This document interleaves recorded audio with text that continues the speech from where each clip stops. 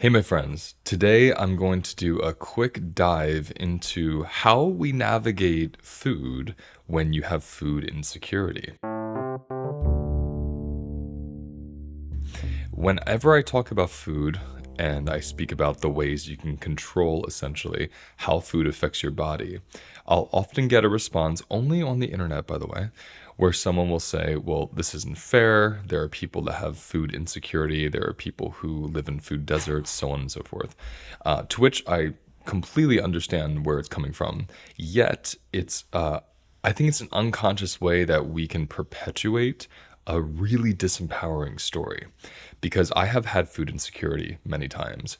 I've lived in ghettos. I've been very low income.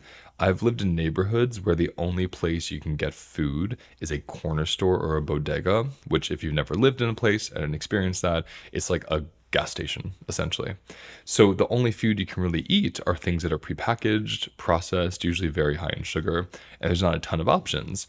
You might have to drive 40, 50 miles to get to your nearest Walmart or food market of some kind. So I'm making this video with that in mind because what we tend to think is we can only be, I don't even want to say healthy, but we can only be balanced and nourished if we have access to healthy food. And there is partially some truth to that, right? Obviously, if I have access to, like, for instance, where I live right now in upstate New York, I can go to the store and there is a plentiful amount of vegetables and organic vegetables from all over the world that are shipped there. That is very food secure, right? There are lots of grains and beans and vegetables and fruits and nuts and meats and seafoods. I mean, lots of things to choose from. And you need money to buy those things because they can be quite expensive. So I want to go through a couple things that are just my own personal experience for anyone that doesn't have the money for organic, who doesn't have the money to shop at a high-end health food store, and who finds themselves living in a neighborhood that might be like a food desert or also might only have a little bodega or corner store. And anyone who's been on food stamps or is on public assistance or food stamps, because I was on food stamps when I practiced this. So let me teach you what I want to teach you. Some of the pieces that are important here is food alchemy. So it's not the product itself, but understanding how it breaks down in your body. So I'm going to focus a lot on sugar right now in this video because sugar is what you're going to find the most of in these situations where there's food desert and there's government assisted food places or bodegas. You're not going to find very high quality food, but you are going to find lots of sugar and candies. So a really simple rule to begin following, to begin navigating this, if it's your experience, is to stay away from liquid sugar. Liquid sugar is sugar that is in a drink or a hard candy. Now, why is it called liquid sugar? Because it's not bound to anything solid like fat or protein or even like a whole or complex carbohydrate. And when sugar isn't bound to those three nutrients, fats, carbs, proteins, it breaks down very quickly. I don't even know if breaks down is appropriate. It just rushes into the bloodstream. And when you have liquid sugar hitting your bloodstream rapidly, which it does within minutes when you drink it and eat it, sugar even begins entering your bloodstream sublingually, just through the tissue in your mouth and your cheeks. So it's important to understand how rapid your blood sugar level will spike. Whenever you have a rapid spike in blood sugar, you have a rapid spike in insulin. Insulin's job is to excavate excess sugar, excess glucose that's in the bloodstream. And when it does that very well by kind of pulling it out like a magnet and storing it in other parts of the body, the liver, the muscles, it pushes it into the cells. But what's important is when the pancreas makes a lot of insulin, it rapidly lowers your blood sugar. So you eat or drink liquid sugar, blood sugar rises. Your pancreas has an insulin response, blood sugar greatly decreases and drops. And then you have an adrenal response because your liver needs adrenaline to convert glycogen, which is the stored sugar from the insulin, into glucose, which is usable for your cells and to bring your blood sugar back to a stable, balanced level. So in a very short amount of time, 20, 30, 40 minutes, maybe an hour and a half, it depends on the person's metabolism and other factors, your body goes through this really inner traumatic experience, a survival response of, whoa, we have so much sugar, we're going to die. And then the pancreas makes all its insulin. Whoa, we're so low in blood sugar, we're going to die. And then the adrenals fire up and convert that glycogen, that stored sugar, into something usable so you can become stable again. Hey, my friends. I created a space that is affordable, accessible, and anyone is allowed to join anytime, and it's called the Library Membership. The Library Membership is an online private platform that hosts dozens of my webinars, my somatic practices, private mini lectures, and movement practices. There's also a monthly sound healing, and you'll be invited to a weekly Tuesday live mini practice with me and other participants. You'll also be invited to be a live audience member in our monthly HLN team podcast recordings, where you'll take place in the Q&A that happens off air after the episode is filmed. For more information on this membership, click on the link below, or go to holisticlifenavigation.com and click on membership and then library. You can join right now, and you can cancel or pause your subscription at any time. I look forward to seeing you in there. So the body's doing this. This is something anyone can navigate regardless of their diet, their access to food, and their economic status, because you can understand, what am I going to eat based on the rules of liquid sugar and solid sugars that are combined with fats and proteins and carbs. So the really easy rule here, is don't eat anything with more than 8 grams of sugar in it unless you've had some kind of fat or protein beforehand.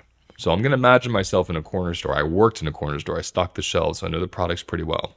The good news about a corner store is you will always find bags of nuts. You will always find bags of nuts in a corner store. It's extremely rare that you don't find that. Even like a Chex mix, like a party mix that has peanuts added to it, that's some form of a protein. I'm thinking of those little cracker sandwiches that have the peanut butter sandwiched in between. Like Nabisco, I think, makes them. It's been a long time, but what I can remember. This is a form of fat and protein. Whether it's high quality or not, it's a fat and a protein. Eating nuts, eating things with nut butter in them, eating beef jerky, you're always going to find beef jerky these places.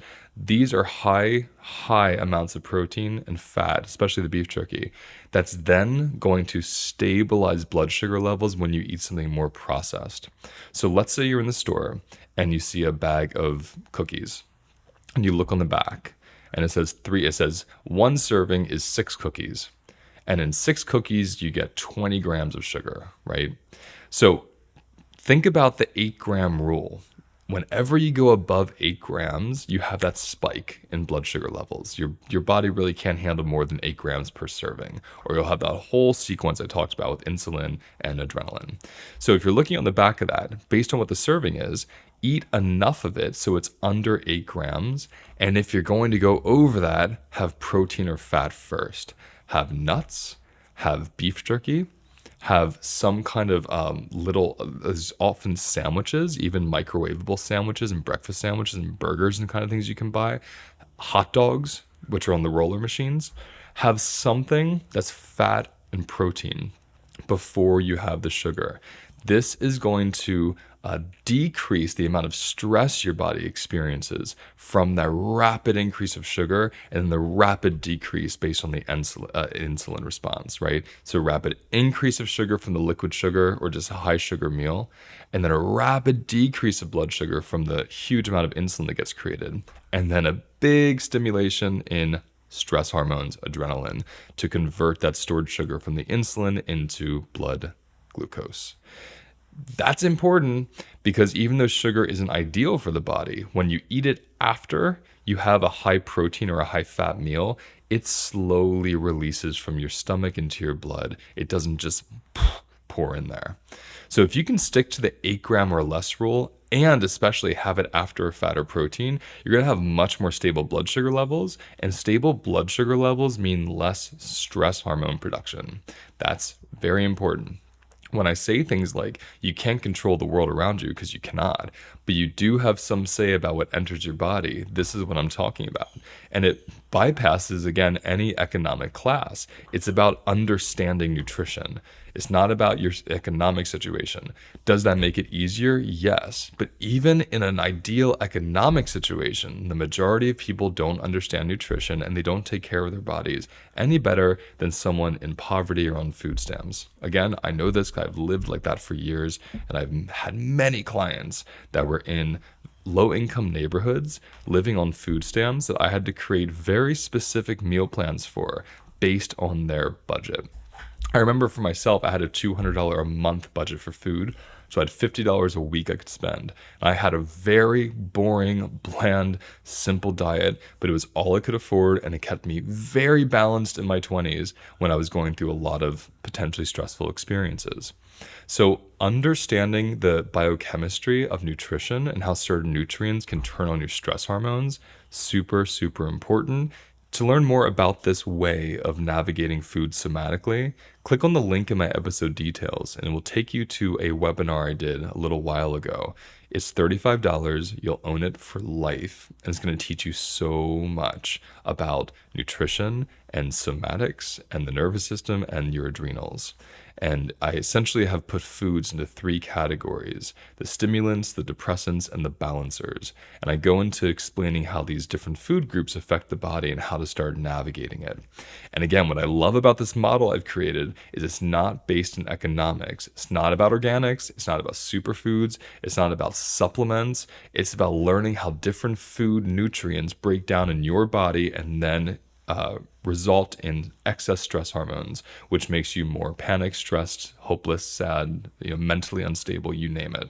So I hope this video helps you start navigating the grocery store, the bodega, the corner store, wherever you shop, as you understand the relationship between sugars and your adrenaline and your adrenal response. Let me know any questions you have about this, any personal experiences you have, and I'll keep making videos about nutrition based on the feedback. Even the negative feedback is very inspiring to me. This video came from that. So I hope this empowers some people and can help teach you a little bit more about using your body as a compass once you understand how nutrients break down inside of it.